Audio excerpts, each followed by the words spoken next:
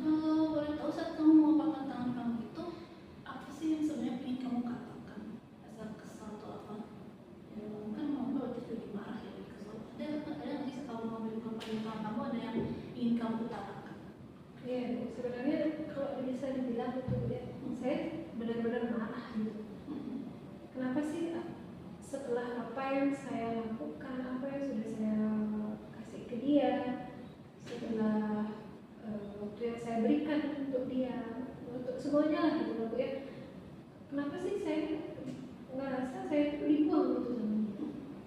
Saya juga nggak tahu apa sih salah saya sebenarnya, kok tiba-tiba saya dibuang kayak gini. Apa yang sudah saya berikan ke dia. Oke. Jadi kamu ngerasanya dari yang kamu bilang tadi, kamu ngerasa kenapa sih saya dibuang, kenapa sih aku ditinggal, kenapa sih harus putus. Saya ngerasa sih kamu ada, kelihatannya ya tampaknya kamu itu ada perasaan yang belum terselesaikan, atau ada hal yang belum kamu utarakan, atau biasanya kalau dalam konseling disebutnya unfinished business, atau urusan yang belum selesai, yang menyangkut, yang bisa dibilang ada hal yang masih menyangkut dalam diri kamu, seperti yang kamu bilang tadi, kenapa sih aku diputusin, kenapa sih aku dibuang, seperti itu ya. Ya benar gitu. Jadi saya sempat mengatakan pada diri saya gitu, karena saking gimana ya, saking frustasinya mungkin, betapa kecewanya saya pada mantan pacar saya ini. Saya sudah saya berikan, kemudian melanggar aturan juga dari keluarga saya, itu sudah saya berikan, tapi tiba-tiba saya dibuang. Oke, melanggar aturan di keluarga itu seperti apa? Ya, jadi di keluarga saya itu kan tidak, saya dan kemudian ada didik saya itu tidak diperbolehkan untuk pacaran begitu. Jadi memang sudah dari turun temurun sih, kalau pacaran itu mungkin seperti air gitu Bu ya, untuk keluarga saya. Belum apa-apa sudah apa namanya, kemana-mana sama orang lain, sama cowok kayak gitu sih Bu. Jadi ada permasalahan keluarga yang membuat kamu juga jadi serba salah ya. Marah, tapi satu sisi kamu merasa bersalah. Oke, sekarang kita fokus ke permasalahan yang tadi, unfinished business, ada yang belum terselesaikan. Oke, jadi saya ingin tanya, apa sih yang sebenarnya ingin kamu capai atau ingin kamu dapati terkait perasaan yang gejolak itu? Misalnya nih, kalau misalkan udah selesai, kamu udah bisa nyampein perasaan itu, sebenarnya apa sih yang pengen kamu cari, perasaan seperti apa yang ingin kamu cari kalau kamu udah bisa menyampaikan yang tadi permasalahan belum selesai itu, atau perasaan yang masih terganjal itu dalam diri kamu? Ya gitu, saya ingin berhenti gitu, merasa nggak berdaya, merasa gimana ya, merasa nggak berdaya. Saya tuh pengen berani menghadapi hidup saya sendiri, kemudian mandiri di Jakarta. Karena kan memang karena sudah nggak ada tumpuan hidup, kemudian karena saya ingin mandiri di sini, jadi saya mulai supaya bisa saya mandiri di sini gitu, tanpa tidak mengandalkan orang lain gitu. Jadi sekarang, oke, jadi kamu bilang kamu sendirian di sini, kamu dari mana? Iya, saya dari Singaraja itu. Kemudian sudah sekitar berapa ya? 1 tahun sudah enggak, mungkin 3 bulan lah saya di Singaraja. Jadi di sini benar-benar sendirian ya? Iya, saya benar-benar sendirian di sini. Oke, baik. Jadi kamu lagi sendirian di sini. Mungkin dia jadi tumpuan kamu ya? Iya benar, karena gimana ya, saya apa-apa selalu minta bantuan dia. Dia pun juga kalau ada apa-apa bilang ya gitu. Nanti aku anterin,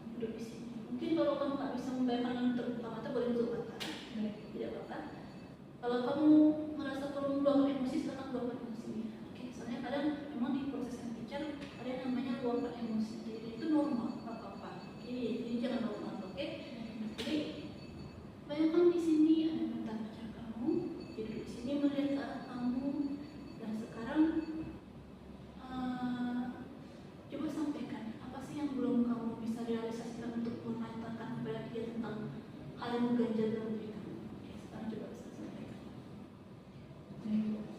Saya coba tuh ya.